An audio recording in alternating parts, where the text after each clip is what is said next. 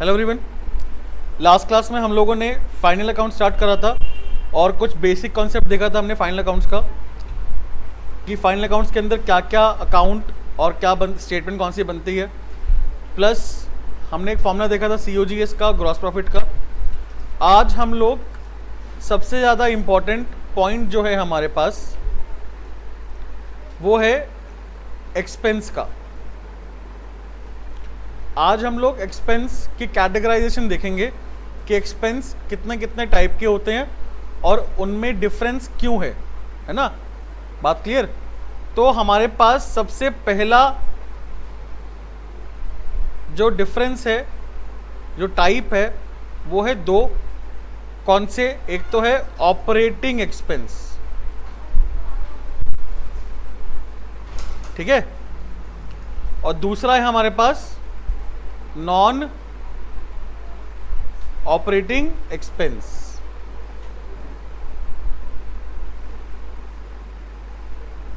बात क्लियर है बेटा?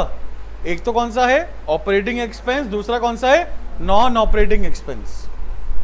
ऑपरेटिंग और नॉन ऑपरेटिंग में डिफरेंस क्या है यहां पे समझेंगे बात, कहीं और ध्यान नहीं देंगे प्लीज। यहां पे सबसे इंपॉर्टेंट है ये। अगर आपको ये समझ में आ जाएगा तो आपको ट्रेडिंग वगैरह, प्रॉफिट लॉस, ये दोनों चीज़ आपको बहुत इजीली समझ में आ जाएगा, ठीक है। नहीं तो लर्न करते रह जाओगे, लिटरली बता रहा हूँ मैं आपको।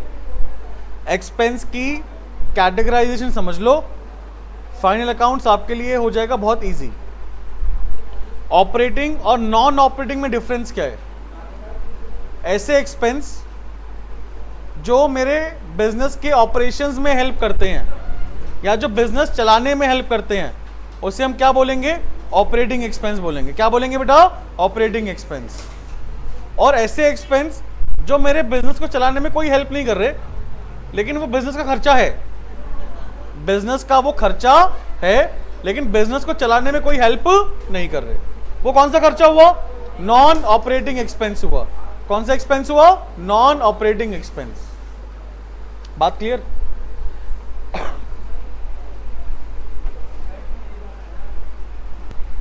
भाई समझ में आया आपको? ऐसे एक्सपेंस जो मेरे बिजनेस को चलाने में हेल्प करते हैं या जिनकी वजह से मेरा बिजनेस चलता है, वो कौन सा एक्सपेंस हुआ? ऑपरेटिंग एक्सपेंस हुआ। और ऐसे एक्सपेंस जो मेरे बिजनेस को ऑपरेट करने में कोई हेल्प नहीं करते या जिससे मेरा बिजनेस ऑपरेट नहीं होता, वो कौन सा एक्सपेंस हुआ? Non operating expense. बात क्लियर? अब मैं आपसे कुछ एग्जाम्पल पूछूंगा, मुझे बताना कि वो कौन सा है, ठीक है। चलो मुझे बताओ, वेजेस जो हम लोग लेबर को देते हैं, वेजेस, वो कौन सा खर्चा हुआ? कौन सा खर्चा हुआ? ऑपरेटिंग खर्चा हुआ। बात क्लियर? सैलरी जो हम अपने एम्प्लॉयज को देते हैं, सैलरी ऑपरेटिंग है नॉन ऑपरेटिंग? ऑपरेटिंग हुआ ना बेटा। हम अपने एम्प्लॉय को, यहां पे ध्यान से भाई, ओ भाई आवाज नहीं, मैं बार बार बोल रहा हूं आपको, ये चीज समझ लो ढंग से, बहुत इंपॉर्टेंट है यार। सैलरी जो हम अपने एम्प्लॉय को दे रहे हैं, वो भी कौन सा एक्सपेंस हुआ? ऑपरेटिंग नहीं हुआ क्या? अपने मैनेजर को सैलरी दी, क्या मेरा बिजनेस चला नहीं रहा? वो मैंने जो अपने मैनेजर को सैलरी दी है, क्या उसकी वजह से मेरा बिजनेस चल रहा है या नहीं चल रहा? चल रहा है ना। अकाउंटेंट को सैलरी दी है, क्या मेरा उसकी वजह से बिजनेस चल रहा? चल रहा है यार। फिर सैलरी भी मेरा क्या है? ऑपरेटिंग एक्सपेंस है। कौन सा एक्सपेंस है? चलो इलेक्ट्रिसिटी बिल, इलेक्ट्रिसिटी बिल कौन कह रहा है सर ऑपरेटिंग है? जल्दी से ऑपरेटिंग, हाथ खड़ा करो फटाफट, सबको आंसर देना है, क्लास से बाहर निकाल दूंगा। कौन सा खर्चा है? कौन कह रहा है ऑपरेटिंग? ऑपरेटिंग, हाँ ऑपरेटिंग। Non operating? चलिए बेटा, ऑपरेटिंग खर्चा हुआ ना। इलेक्ट्रिसिटी यूज नहीं करते क्या बिजनेस चलाने के लिए? बिजनेस को चलाने के लिए क्या आपको बिजली की जरूरत नहीं है बेटा? वो बिजली वो वाली नहीं, मैं तेरी बिजली बिजली वाली नहीं, इलेक्ट्रिसिटी, इलेक्ट्रिसिटी है। मानो तो खुश हो गया था बिजली। नेक्स्ट, कोई doubt? Power and fuel, power and fuel operating खर्चा है। भाड़ा, भाड़ा कैरेज, भाड़ा कौन सा हो सकता है? Carriage, freight, cartage. बोलो बोलो, कैरेज, फ्रेट, कार्टेज। तीनों में मेरा कौन सा है? ऑपरेटिंग है ना, भाड़ा होता है ना, तीनों मेरे क्या होते हैं? भाड़े। भाड़े मतलब, भाड़ा मतलब एक जगह से दूसरी जगह गुड्स अगर मुझे लेके जाने हैं, है ना, पहुंचवाने हैं, तो उसके लिए मुझे किराया देना पड़ेगा। बात क्लियर? तो उस किराए के तीन नाम है, कैरेज, फ्रेट और कार्टेज। चलो, टेलीफोन एक्सपेंस, टेलीफोन एक्सपेंस या कम्युनिकेशन एक्सपेंस, ऑपरेटिंग ही तो हुआ। बिना कम्युनिकेशन के क्या एम्प्लॉयज एक दूसरे से काम कर सकते हैं? करवा सकते हैं काम? और नहीं करवाएंगे तो बिजनेस कैसे चलेगा? बात समझ में आई? वेजेस मेरा ऑपरेटिंग, सैलरी भी ऑपरेटिंग, इलेक्ट्रिसिटी बिल भी ऑपरेटिंग, और भी मैंने क्या बताया आपको? Carriage, freight, cartage operating. Manufacturing expense, manufacturing expense operating तो हुआ यार। मैन्युफैक्चरिंग मतलब सामान को बनाने का खर्चा, ऑपरेटिंग नहीं हुआ। फिर कमीशन, कमीशन ऑपरेटिंग। क्यों? बिना कमीशन दिए आप सेल कर सकते हो, सेल नहीं करोगे तो भाई कैसे होगा? हाँ भाई, सर में आई बात? नहीं आई? जल्दी बताओ, आई कि नहीं आई? डेप्रिसिएशन ऑपरेटिंग, डेप्रिसिएशन भी क्या है बेटा? Charity, charity, charity non operating. अरे चैरिटी की वजह से क्या बिजनेस चलेगा? क्या डोनेशन की वजह से बिजनेस चलेगा? तो चैरिटी हो गया, डोनेशन हो गया, ये हमारा क्या है? नॉन ऑपरेटिंग एक्सपेंस है। क्या है बेटा? चैरिटी हो गया, डोनेशन हो गया, है ना भाई। इंटरेस्ट, इंटरेस्ट ऑन लोन, ये भी मेरा क्या है? नॉन ऑपरेटिंग है। इंटरेस्ट की वजह से क्या मेरा बिजनेस चलता है? नहीं चलता ना। बात समझ में आई? उसके बाद loss on sale of fixed asset. अगर फिक्स एसेट को यानी कि मशीन को बेचते हैं और मशीन को बेचने से मेरा नुकसान होता है, लॉस होता है, तो वो लॉस भी मेरा कौन सा एक्सपेंस हुआ? नॉन ऑपरेटिंग एक्सपेंस हुआ। कौन सा एक्सपेंस हुआ? Because loss on sale of fix asset की वजह से मेरा बिजनेस पे कोई इंपैक्ट नहीं आया, बिजनेस के ऑपरेशन पे कोई इंपैक्ट, बिजनेस के ऑपरेशन पे कोई इंपैक्ट नहीं आया। बेटा बात क्लियर? ऑपरेटिंग एक्सपेंस कौन से हैं मैंने बताया अभी? सैलरी हो गया, वेजेस हो गया, कैरेज हो गया, इलेक्ट्रिसिटी बिल हो गया, है ना, एक्सेट्रा। बेटा बात क्लियर है? कोई डाउट है किसी को? ऑपरेटिंग और नॉन ऑपरेटिंग में डिफरेंस समझ में आ गया? पक्की बात? रेंट हमारा ऑपरेटिंग है, लो रेंट हमारा ऑपरेटिंग क्यों है? जल्दी बताओ। अगर मेरे पास अपनी जगह नहीं है तो किराए की जगह पे तो काम करूंगा, उसकी वजह से मेरा बिजनेस चल रहा है। जल्दी बताओ, है कि नहीं? और बताओ, और कोई एक्सपेंस बताओ आपके दिमाग में आ रहा हो तो, और कोई एक्सपेंस आपके दिमाग में आ रहा हो तो। ट्रांसपोर्ट मैंने बता दो, कैरेज, फ्रेट, कार्टेज। मिसलेनियस तो यार, मिसलेनियस में क्या है वो तो पता होना चाहिए ना हमें। मिसलेनियस किस चीज का है? और बताओ। एडवर्टीजमेंट भी ऑपरेटिंग है? एडवर्टीजमेंट ऑपरेटिंग ही तो हुआ यार, कि नहीं हो? जल्दी बताओ। हुआ ना ऑपरेटिंग? क्यों? क्योंकि बिना एडवर्टीजमेंट के क्या हम अपना सेल कर सकते हैं? बिजनेस के ऑपरेशन में हेल्प करेगा ना यार। रेंट भी मेरा क्या हेल्प करता है बिजनेस के? अच्छा, लॉस बाय फायर या थेफ्ट, लॉस बाय फायर या थेफ्ट, ये भी क्या हुआ मेरा? नॉन ऑपरेटिंग हुआ। क्या हुआ बेटा? और बताओ। पोस्टेज भी ऑपरेटिंग है, पोस्टेज क्या है? पोस्टेज ऑपरेटिंग क्यों है?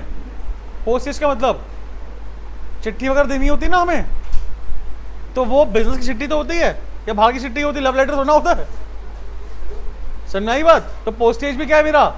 ऑपरेटिंग खर्चा है। कोई डाउट? और बताओ, और कोई आपका आ रहा हो दिमाग में तो? ऑपरेटिंग बिजनेस के ऑपरेशन का पार्ट है ना, वेयर हाउस ऑपरेटिंग। अरे भाई चैरिटी क्या बिजनेस के ऑपरेशन का पार्ट है? डोनेशन है नहीं ना। इंटरेस्ट एक्सपेंस वाला है, इंटरेस्ट लोन बिजनेस के ऑपरेशन का पार्ट नहीं है ना। जो मेरा लॉस हुआ है फिक्स एसेट को बेचकर, क्या बिजनेस के ऑपरेशन का पार्ट है? नहीं है।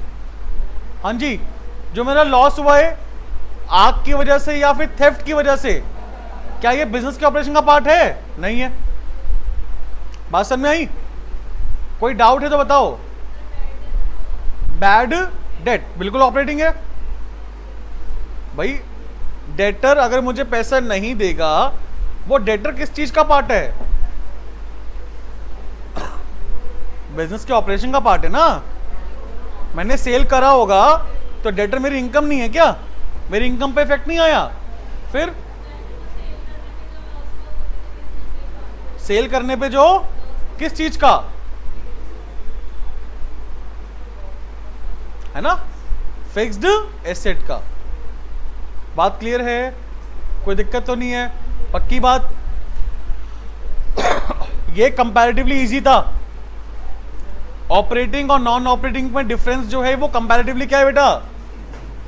ऑपरेटिंग एक्सपेंस कौन सा एक्सपेंस है? जो हमारे बिजनेस के ऑपरेशन में हेल्प करता है या जिसकी वजह से हमारा बिजनेस ऑपरेशन चलता है। नॉन ऑपरेटिंग कौन सा हुआ? जो बिजनेस ऑपरेशन में कोई हेल्प नहीं करता या फिर जिसकी वजह से मेरा बिजनेस नहीं चलता। बात क्लियर? भाई खर्चा करूंगा तो बिजनेस चलेगा, खर्चा नहीं करूंगा तो बिजनेस नहीं चलेगा। कोई डाउट? अब जरा दूसरे पॉइंट पे आना ध्यान से, और ये एकदम दिमाग कान नाक सब खोल के सुनना, ठीक है? ऑपरेटिंग एक्सपेंस में हमारे पास दो पार्ट होते हैं। एक होता है डायरेक्ट एक्सपेंस, मोस्ट इंपॉर्टेंट है ये डायरेक्ट एक्सपेंस, और एक होता है हमारे पास इनडायरेक्ट एक्सपेंस। डायरेक्ट एक्सपेंस और इनडायरेक्ट एक्सपेंस। बेटा ध्यान समझना, ऐसा खर्चा जिससे मैं पर यूनिट कॉस्ट निकाल पाऊं। पर यूनिट कॉस्ट बनाने, एक यूनिट को बनाने का खर्चा अगर मैं निकाल पा रहा हूं, एक यूनिट को बनाने का खर्चा अगर मैं निकाल पा रहा हूं, है ना, कि उसके अंदर कौन कौन से खर्चे आ रहे हैं, तो वो डायरेक्ट हुआ। वो क्या हुआ? जैसे कि for example wages. For example एक यूनिट टी शर्ट की बात करते हैं कि हम लोग क्या काम करते हैं? टी शर्ट का काम करते हैं। टी शर्ट को बना के बेचते हैं। टी शर्ट को बनाएंगे और फिर बेचेंगे। तो टी शर्ट को बनाने में, एक टी शर्ट को बनाने में कितनी वेजेस या कितना लेबर को मैं दे रहा हूं, क्या वो मैं निकाल सकता हूं? बिल्कुल निकाल सकता हूं। तो वो खर्चा कौन सा खर्चा हुआ? डायरेक्ट। कौन सा हुआ? ठीक है। और अगर मैं नहीं निकाल पा रहा तो वो कौन सा खर्चा हुआ? इनडायरेक्ट हुआ। एक तो ये बेसिक डिफरेंस है, और ये आपको डिफरेंस आपको डिटेल में पढ़ने को कहां मिलेगा? जब आप बीकॉम, बीबीए, सीए, सीएस या कोई और प्रोफेशनल कोर्स करोगे, उसके अंदर आपको कॉस्ट अकाउंटिंग मिलेगी। क्या मिलेगी? Cost accounting. कॉस्ट अकाउंटिंग के अंदर आपके पास एक चैप्टर मिलेगा आपको जिसका नाम है ओवरहेड। क्या नाम है उसका? ओवरहेड को हम लोग इनडायरेक्ट एक्सपेंस भी बोलते हैं। क्या बोलते हैं बेटा? ओवरहेड को क्या बोलते हैं हम लोग? Indirect expense. तो ऐसा नहीं है कि इनडायरेक्ट एक्सपेंस से बट ही नहीं सकते। समझ में आई बात? इनडायरेक्ट एक्सपेंस को हम लोग पर यूनिट कॉस्ट में कन्वर्ट नहीं कर सकते, ऐसा नहीं है, कर सकते हैं, बट उसके लिए कुछ बेसिस होता है। क्या होता है? कुछ बेसिस, कि किसके बेस पे हम लोग पर यूनिट निकाल पाए, किस के बेस पे हम लोग क्या निकाल पाए? पर यूनिट निकाल पाए। तो यानी कि हमें एक मीडियम चाहिए पर यूनिट कॉस्ट निकालने के लिए। कौन से एक्सपेंस के लिए? इनडायरेक्ट एक्सपेंस के लिए। इनडायरेक्ट एक्सपेंस के लिए हमें क्या चाहिए? एक वे ऑफ मीडियम चाहिए कि जिससे हम लोग पर यूनिट कॉस्ट निकाल पाए। बात समझ में आई? वो कौन सा एक्सपेंस हुआ? इनडायरेक्ट, जिसके लिए हमें एक जरिया चाहिए होगा। बट जो एक्सपेंस डायरेक्टली निकाल सकते हैं हम लोग, वो कौन सा एक्सपेंस हुआ? डायरेक्ट। आपसे क्वेश्चन पूछूं, वेजेस क्या है बेटा? वेजेस क्या है बेटा? डायरेक्ट। चलो बहुत बढ़िया। सैलरी, सैलरी, सैलरी कौन करे सर? इनडायरेक्ट है। इनडायरेक्ट। Salary indirect. कौन करे सर? डायरेक्ट है। डायरेक्ट है। चलो, एक यूनिट में आपने कितना अकाउंटेंट का खर्चा लगा? एक यूनिट बनाने में कितना मैनेजर का खर्चा लगा? एक यूनिट बनाने में कितना वॉचमैन का खर्चा लगा? निकाल सकते हो? जल्दी बताओ। सैलरी हम किसको देते हैं? मैनेजर को, वॉचमैन को, है ना, अकाउंटेंट को, XYZ, सुपरवाइजर को, उनको देते हैं ना सैलरी। तो एक यूनिट बनाने में कितना वॉचमैन लगा, कितना अकाउंटेंट लगा, कितना मैनेजर लगा, कितना सुपरवाइजर लगा, लगा सकते हो क्या आप? नहीं लगा सकते ना। तो सैलरी क्या है मेरा? इनडायरेक्ट। क्या है बेटा? आगे पूछूं, इलेक्ट्रिसिटी बिल, इलेक्ट्रिसिटी बिल है बेटा? कौन कह रहा है सर डायरेक्ट है? कौन कह रहा है सर इनडायरेक्ट है? इनडायरेक्ट है। मुझे एक यूनिट निकालने में कितनी बिजली खर्च हुई, क्या निकाल सकता हूं? नहीं निकाल सकता। Power and fuel, power and fuel कौन करे सर? डायरेक्ट है। कौन करे सर? इनडायरेक्ट है।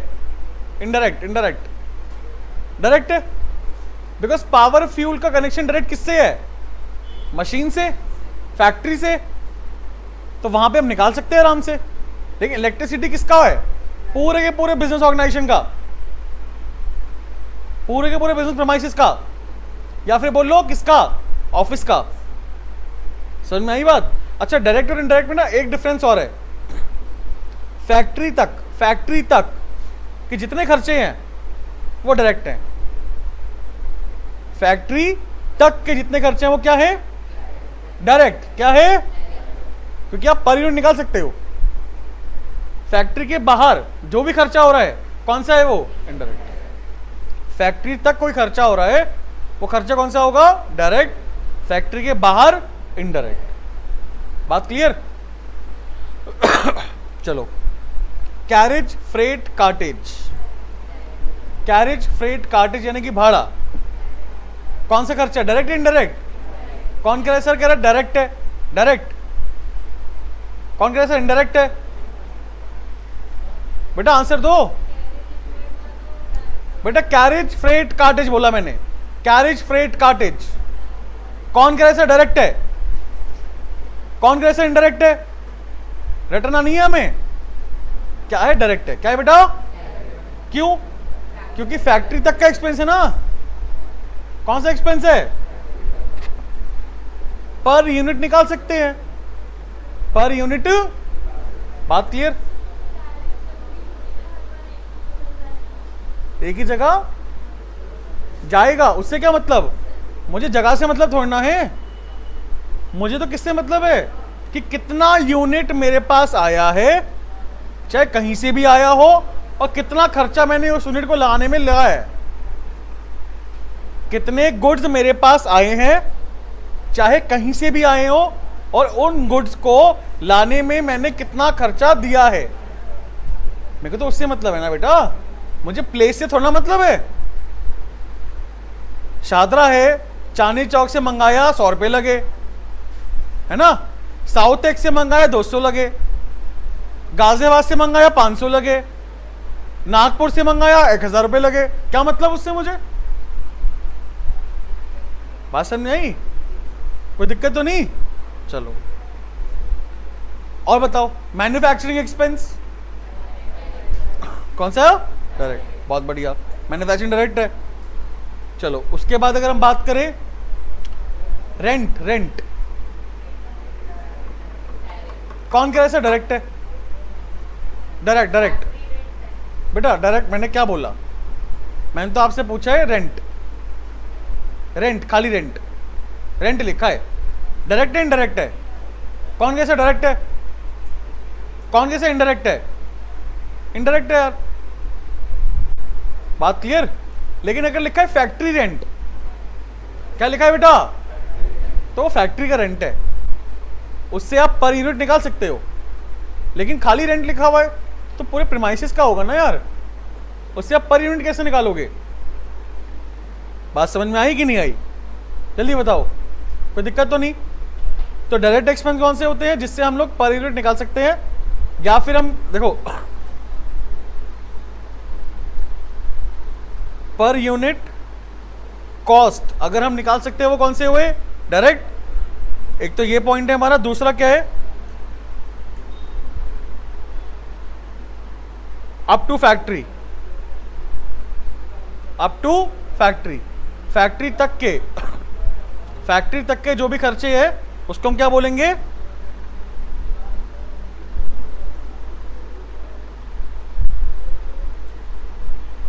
फैक्ट्री तक के एक्सपेंस को क्या बोलेंगे बेटा?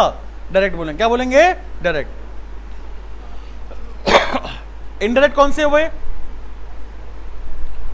पर यूनिट कॉस्ट नहीं निकाल सकते।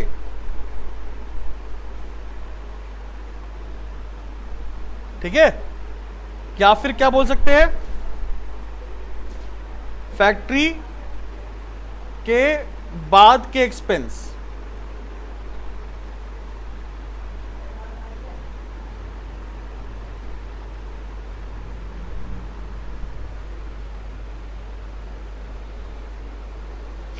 कोई डाउट है किसी को? जल्दी बताओ, पक्की बात? तो मैं यहां पर आपको डायरेक्ट एक्सपेंस की कुछ लिस्ट लिखवा देता हूं। ठीक है? पहला वेजेस। बेटा वेजेस क्या है हमारा? डायरेक्ट है ना? क्या है बेटा? डायरेक्ट। सेकंड बेटा अगर वेजेस एंड सैलरी लिखा है ना, क्या लिखा है? वेजेस एंड सैलरी, तब भी हम उसको डायरेक्ट मानेंगे। क्यों? क्योंकि हम ये मानते हैं कि जो पहले वाला पार्ट है ना उसका पोर्शन ज्यादा है। अगर सैलरी लिखा हुआ है, खाली सैलरी है तो क्या है वो? इनडायरेक्ट है ना? अगर सैलरी तो क्या है वो? इनडायरेक्ट। अगर सैलरी एंड वेजेस लिखा है तो भी इनडायरेक्ट है, क्योंकि पहले वाला पार्ट देखते हैं हम लोग कि फर्स्ट क्या चीज है। बात क्लियर है? कोई दिक्कत तो नहीं? Third carriage, freight, cartridge.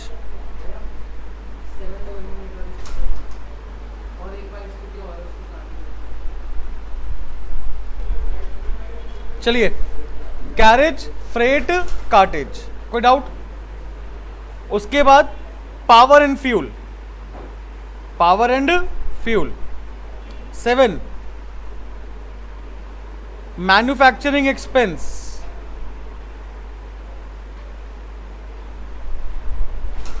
8 बेटा ऑक्ट्रॉय। ऑक्ट्रॉय क्या होता है? एक स्टेट से दूसरे स्टेट में अगर हम लोग गुड्स लेके जाते हैं तो हमें बॉर्डर पे एक चुंगी देनी पड़ती है, टैक्स देना पड़ता है, उसे क्या बोलते हैं? ऑक्ट्रॉय। बात क्लियर? तो वो भी हमारा कौन सा एक्सपेंस हुआ? डायरेक्ट हुआ। 9 अगर लिखा हुआ डायरेक्ट एक्सपेंस तो डायरेक्ट ही है ना। 10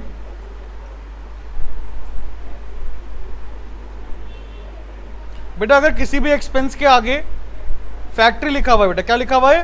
फैक्ट्री, तो वह एक्सपेंस कौन सा होगा? फैक्ट्री एक्सपेंस होगा। कोई डाउट तो नहीं है?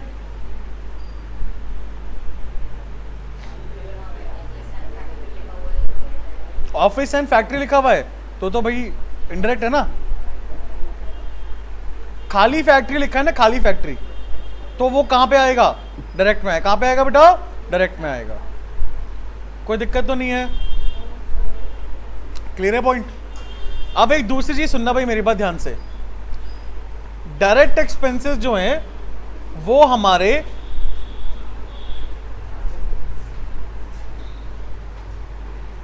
डायरेक्ट एक्सपेंस है बेटा, वो हमारे कहां पर आते हैं? ट्रेडिंग अकाउंट में आते हैं। कहां पे आते हैं? बात क्लियर? और इनडायरेक्ट एक्सपेंस कहां पे आते हैं बेटा? हमारे प्रॉफिट एंड लॉस अकाउंट में आते हैं। क्लियर? डायरेक्ट एक्सपेंस कहां आएंगे? ट्रेडिंग अकाउंट में। और इनडायरेक्ट एक्सपेंस कहां पे आएंगे? प्रॉफिट एंड लॉस में। कोई डाउट है किसी को यहां तक? पक्की बात?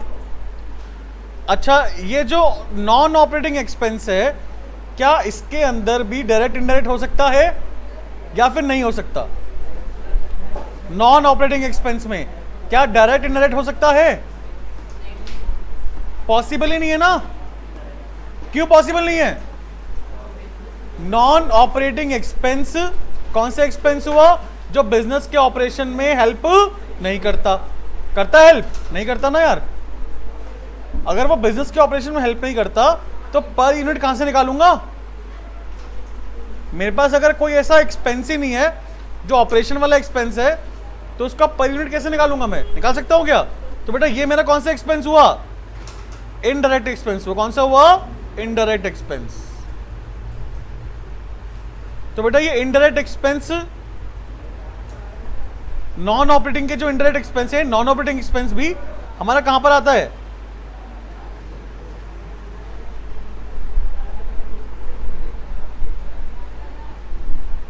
प्रॉफिट एंड लॉस अकाउंट में। कोई दिक्कत तो नहीं है बेटा? कोई दिक्कत? पक्की बात? यानी कि डायरेक्ट एक्सपेंस कहां पे आते हैं? डायरेक्ट कहां पे आते हैं? ट्रेडिंग में। इनडायरेक्ट कहां पे आते हैं? Profit loss. डायरेक्ट कौन से होते हैं? सिर्फ ऑपरेटिंग। तो इसको क्या बोलेंगे? Direct operating expense. Direct operating expense. Indirect दोनों हो सकते हैं, ऑपरेटिंग भी हो सकते हैं और नॉन ऑपरेटिंग भी हो सकते हैं। ये डिटेल में आपको मैंने समझाया है। कोई डाउट है किसी को? क्लियर है पॉइंट? पक्की बात? देख लो। चलो, अच्छी बात है। अगर समझ में आ गया आपको तो आपसे एक दो पॉइंट पूछ रहा हूं, आप मुझे बताना। मुझे बताओ कि ये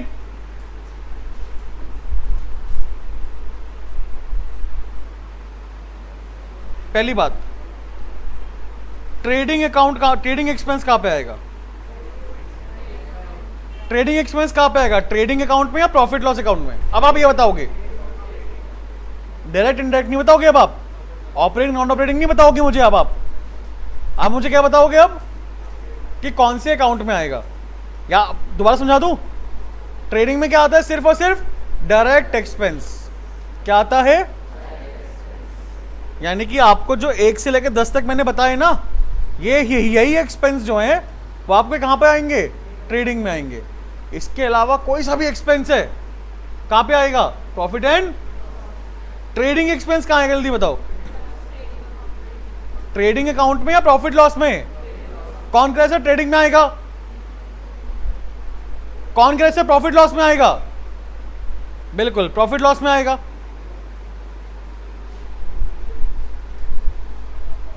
बेटा यही समझने वाली बात है ना। स्कूल में अगर इतना पढ़ाते होते फिर बात ही क्या थी? फिर सर में आया था। ट्रेडिंग एक्सपेंस, पहली बात तो कौन सा एक्सपेंस होता है? गुड्स को सेल करने वाला एक्सपेंस। गुड्स को सेल करने वाला एक्सपेंस है। अगर गुड्स को हम बेच रहे हैं और उस बेचने में अगर हमारा कोई पैसा खर्च हो रहा है, उसको हम लोग क्या बोलते हैं? ट्रेडिंग एक्सपेंस बोलते हैं, है ना। और मैंने आपको बताया अभी, क्या बताया? कि फैक्ट्री के बाद के एक्सपेंस कहां पर आते हैं? कौन से होते हैं? इनडायरेक्ट। कौन से होते हैं? और वो इनडायरेक्ट एक्सपेंस कहां आते हैं? प्रॉफिट एंड लॉस में। तो आपने क्या देखा? ट्रेडिंग। ट्रेडिंग तो ट्रेडिंग अकाउंट में आना चाहिए। ट्रेडिंग कहां पे आना चाहिए? ट्रेडिंग अकाउंट में, है ना। बट कहां पे आएगा? Profit and. कोई दिक्कत परेशानी? पक्की बात है? देख लो। चलो सेकंड,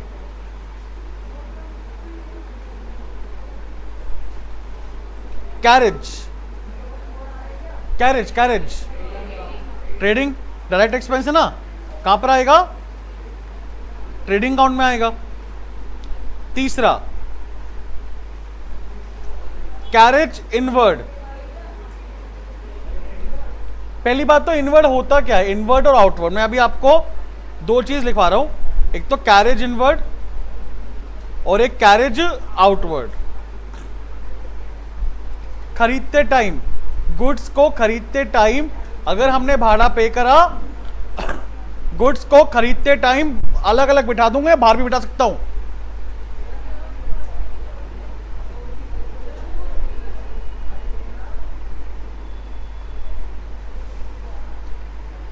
गुड्स को खरीदते टाइम अगर भाड़ा हम पे कर रहे हैं तो उसको क्या बोलेंगे?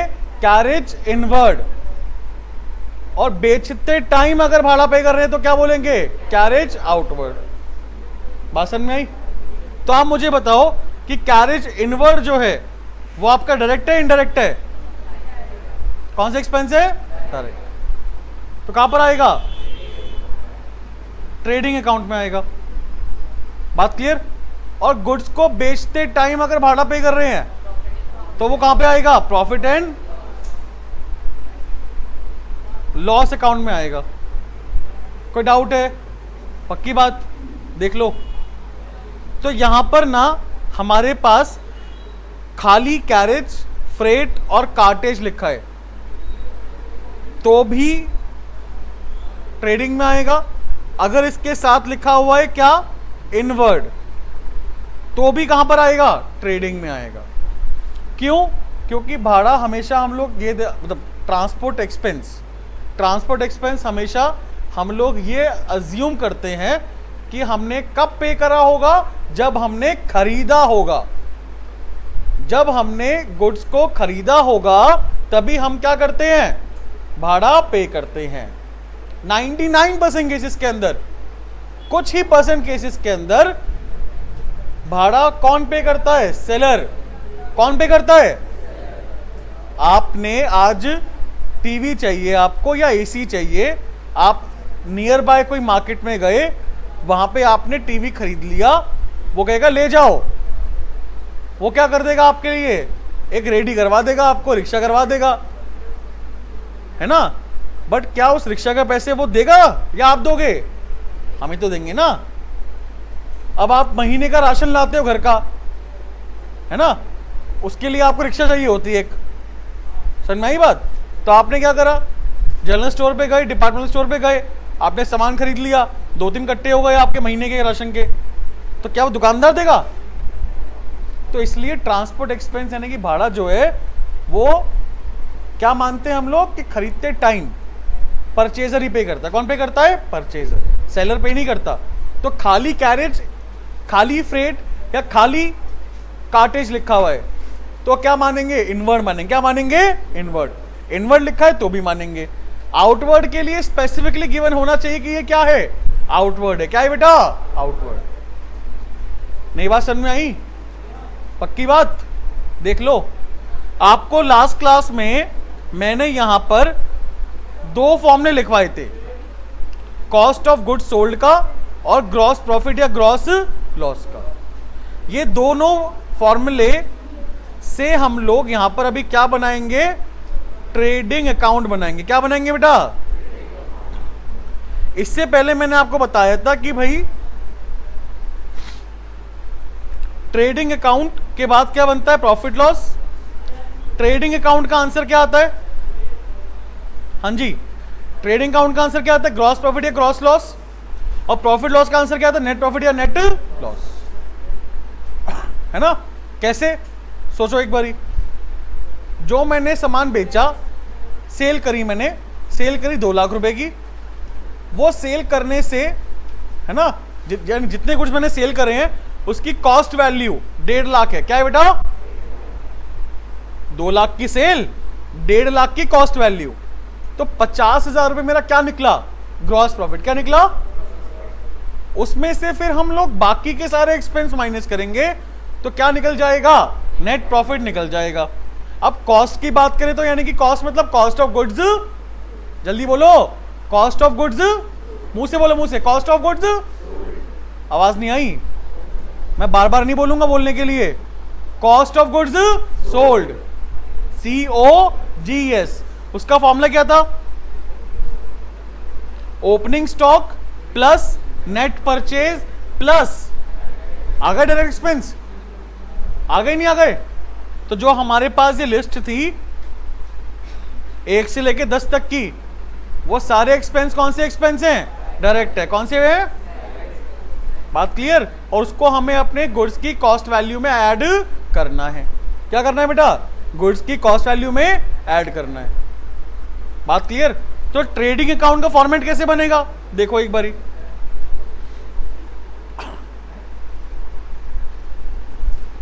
Format of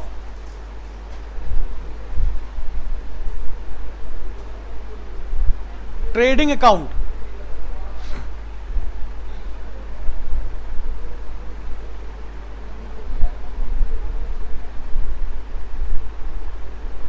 in the books of, जो हमें नाम गिवन होगा वो आ जाएगा। उसके बाद क्या आएगा? फॉर द, अरे क्या हो रहा है भाई?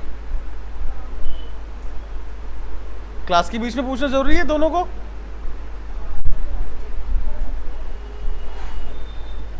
फॉर द ईयर एंडेड, ये आ जाएगा बेटा। और फिर क्या आएगा? Trading account.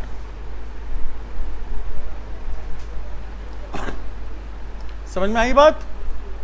बेटा ये बहुत इंपॉर्टेंट है, इसलिए मैं आपको बार बार बोल रहा हूं।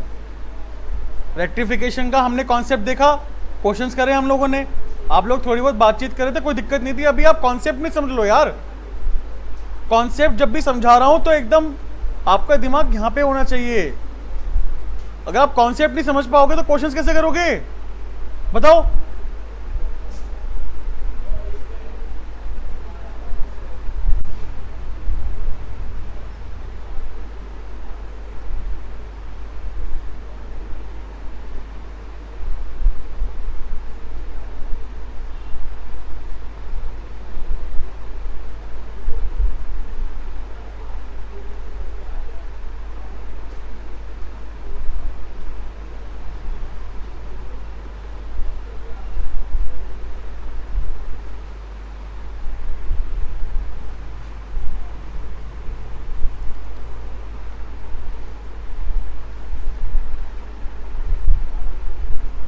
बेटा बात क्लियर है?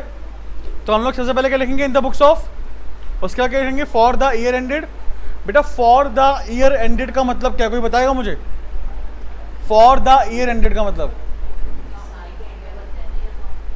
नहीं वो तो ठीक है, but for the year ended का मतलब क्या है? एक एक करके बताओ।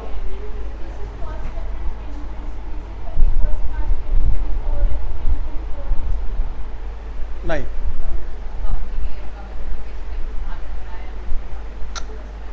For the year ended, for example 2022-23 ये हमारा ईयर है, तो यहां पे मैं फॉर द ईयर एंडेड कितना लिखूंगा?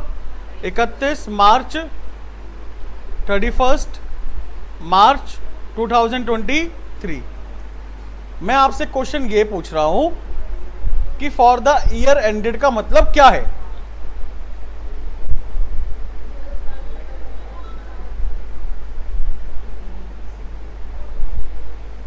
हाँ, इसका मतलब है इस अकाउंट के अंदर जो भी चीजें हम लोग लिखेंगे वो 2022-23 का टोटल होगा। क्या होगा?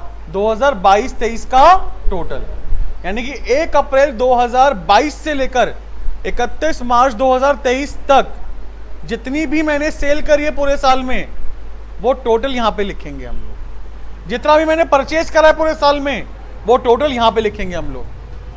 जितने भी मैंने वेजेस पे करे हैं पूरे साल में, वो टोटल यहां लिखेंगे हम लोग। समझ में आई बात कि नहीं आई? जल्दी बताओ। फॉर द ईयर एंडेड का मतलब क्या है? पूरे साल का टोटल जो अमाउंट है वो हम लोग यहां पे लिखेंगे। बैलेंस शीट में लिखते हैं एज ऑन, क्या लिखते हैं? एज ऑन 31 मार्च 2023। इसका मतलब कि 31 मार्च 2023 के दिन कितने रुपए की एसेट और कितने रुपए की लायबिलिटी है, वो हम लोग कहां लिखेंगे? बैलेंस शीट में लिखेंगे। पूरे साल की नहीं, 31 मार्च 2000 के दिन कितना एसेट है और कितनी लायबिलिटी है, वो कहां लिखेंगे? बैलेंस शीट में। तो एज ऑन और फॉर द ईयर एंडेड में डिफरेंस ये होता है। एज ऑन का मतलब होता है इस दिन पे कितने की वैल्यू है, फॉर द ईयर एंड मतलब उस पूरे साल में टोटल वैल्यू कितने की है। बात क्लियर है? पक्की बात है? चलो भाई, particular amount, particular amount, date यहां पे लिखने की जरूरत नहीं है ना। चलो सबसे पहले हम क्या लिखेंगे यहां पे? To opening stock. ठीक है, जो चीजें प्लस हो रही थी ना हमारे फॉर्मूले के अंदर, ये फॉर्मूला निकालो, फॉर्मूला निकालो फटाफट, जल्दी से फॉर्मूला निकालो। सीओजीएस का और ग्रॉस प्रॉफिट का जो चीजें प्लस हो रही थी उन फॉर्मूले के अंदर, वो हमें सब चीजें डेबिट करनी है। जैसे ओपनिंग स्टॉक हो गया, दूसरा क्या था बेटा? परचेज में से लेस करेंगे हम लोग यहां पर परचेज रिटर्न, और इस तरीके से ही लिखना है आपको, जैसे मैं यहां पे लिख रहा हूं, जैसे मैं यहां पे लिख रहा हूं इस तरीके से ही लिखना है। कोई दिक्कत? फिर टू क्या आएगा? डायरेक्ट एक्सपेंस आएगा। डायरेक्ट एक्सपेंस की जो मैंने लिस्ट बताई थी वो आ जाएगी सारी की सारी यहां पर। ठीक है, अभी जो मैंने आपको लिस्ट लिखवाई है ना डायरेक्ट एक्सपेंस की, वो आ जाएगी यहां पर। कोई दिक्कत तो नहीं? ये फॉर्मेट है हमारा किसका? ट्रेडिंग अकाउंट का। क्रेडिट साइड में क्या आएगा? बाय, सेल, और लेस क्या करेंगे इसके अंदर से? Cell return.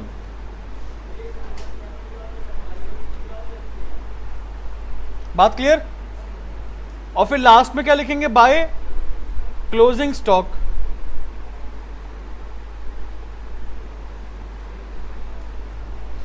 अब जब ये अकाउंट हम लोग क्लोज करेंगे अपना, हाँ जी, तो हमारे पास या तो डेबिट साइड में बैलेंस आएगा जो हमें लिखना पड़ेगा, तो वो हमारा क्या होगा? Gross profit balancing figure. ये कब होगा? जब आपका क्रेडिट साइड ज्यादा है किससे? डेबिट साइड से। कोई दिक्कत तो नहीं? या फिर अगर आपका डेबिट साइड ज्यादा है क्रेडिट साइड से, तो आपका क्या आएगा बेटा? Gross loss balancing figure. अगर आपका क्या ज्यादा है बेटा? डेबिट साइड ज्यादा है किससे? सिंपल सी बात है यार, ट्रेडिंग अकाउंट आपका बेसिकली एक नॉमिनल अकाउंट होता है। कौन सा अकाउंट होता है? नॉमिनल मतलब एक्सपेंस और प्रॉफिट वाला, लॉस और प्रॉफिट वाला। ऑल एक्सपेंसेस आर डेबिट और ऑल इनकम आर क्रेडिट। अगर आपका क्रेडिट साइड यानी कि इनकम साइड ज्यादा है और एक्सपेंस साइड यानी कि डेबिट साइड कम है, तो आपका ग्रॉस प्रॉफिट ही तो आएगा। अगर आपका क्रेडिट साइड ज्यादा है और डेबिट साइड कम है तो क्या आएगा? Gross profit. अगर आपका डेबिट साइड यानी कि एक्सपेंस ज्यादा है, क्रेडिट साइड मतलब इनकम कम है, तो क्या आएगा? लॉस। कोई डाउट किसी को? क्लियर है पॉइंट? चलो अब एम बात समझना। हम काम किसे करते हैं? काम बताओ। टी शर्ट बनाने का किसे करते हैं बेटा? टी शर्ट बनाने का काम करते हैं। तो मैं क्या खरीदूंगा ये बताओ? फैब्रिक है ना। साथ साथ टी शर्ट बनाने के साथ साथ मैं जीन्स का भी काम कर रहा हूं, यानी कि जीन्स को बना नहीं रहा, रेडीमेड जीन्स खरीदता हूं और बेच देता हूं। तो मेरा जो स्टॉक होगा ना बेटा, यहां पे ध्यान देना, स्टॉक जो है वो मेरा ओपनिंग भी हो सकता है और क्लोजिंग भी हो सकता है। वो मेरे दो टाइप के होंगे। एक तो होगा रॉ मटेरियल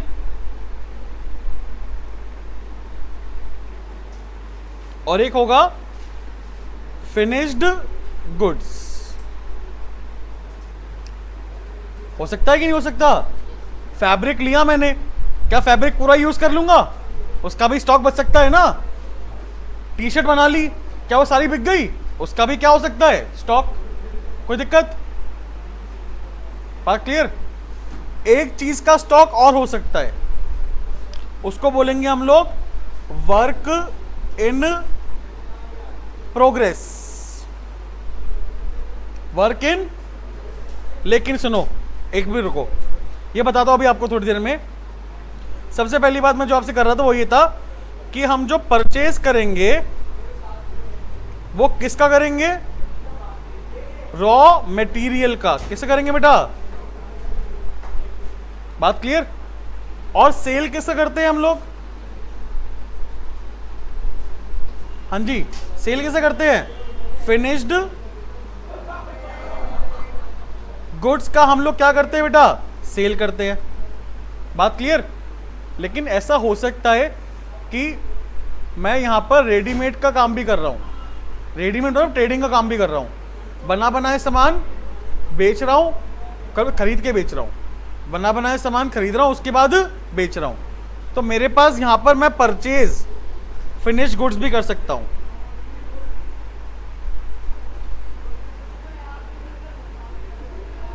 है ना? फिनिश गुड्स भी मैं क्या कर सकता हूं? परचेज। बट सेल तो मैं क्या करूंगा हमेशा? Finish goods. चाहे सामान बना के बेचूं, चाहे बना बनाया बेचूं। कोई डाउट तो नहीं है? जल्दी बताओ, कोई डाउट है यहां पे किसी को? पक्की बात? अगर मैं यहां पर टी शर्ट का काम कर रहा हूं, यानी कि टी शर्ट बना के बेच रहा हूं, तो मैं क्या खरीदूंगा? Raw material खरीदूंगा। क्या बेचूंगा? टी शर्ट बेचूंगा, है ना? यानी कि फिनिश गुड्स बेचूंगा। कोई डाउट? अगर मैं टी शर्ट बना रहा हूं, बेच रहा हूं, उसके साथ साथ मेरे जो कस्टमर्स हैं ना टी शर्ट के, वो कह रहे हैं सर हमें जीन्स भी दे दो, बट मेरे पास जीन्स का यूनिट लगाने के पैसे नहीं है। तो मैंने क्या करा? बना बनाई जीन्स खरीदी, उस पर थोड़ा प्रॉफिट रखा और उसको बेच रहा हूं। कर सकता हूं ना? तो मैं क्या खरीदूंगा उस टाइम पे? फिनिश गुड्स खरीदूंगा। और क्या बेचूंगा? फिनिश गुड्स ही बेचूंगा। कोई दिक्कत? पक्की बात? अब मेरे पास स्टॉक जो है, चाहे वो ओपनिंग हो चाहे क्लोजिंग हो, रॉ मटेरियल का हो सकता है, यानी कि फैब्रिक का, है ना? फिनिश गुड्स का हो सकता है, यानी कि टी शर्ट का हो सकता है, साथ साथ जीन्स का भी हो सकता है। लेकिन वर्क इन प्रोग्रेस क्या मतलब है? Work in progress, work in progress जो रॉ मटेरियल और फिनिश्ड गुड्स के बीच में पेंडिंग है सामान का मतलब क्या हुआ? भाई फैब्रिक है, फैब्रिक को मैंने अलग अलग साइज में काट लिया, उसको अभी मैंने स्टिच नहीं करा, सिलाया नहीं, उसका बढ़ सकता है स्टॉक? क्या उसका स्टॉक हो सकता है? बिल्कुल हो सकता है ना? मैंने सिलाई कर दी, बट उस पर अभी तक प्रिंट नहीं करा, क्या उसका स्टॉक बन सकता है? बन सकता है। प्रिंट हो गया लेकिन अभी तक टैग नहीं लगा, क्या उसका स्टॉक हो सकता है? हो सकता है। तो इन सभी के स्टॉक को हम लोग क्या बोलेंगे? Work in progress. ठीक है? Work in progress. कोई डाउट यहां पे किसी को? पॉइंट क्लियर है? बैठो अभी एक बारी, मिलते हैं हम लोग नेक्स्ट क्लास में। Till then bye.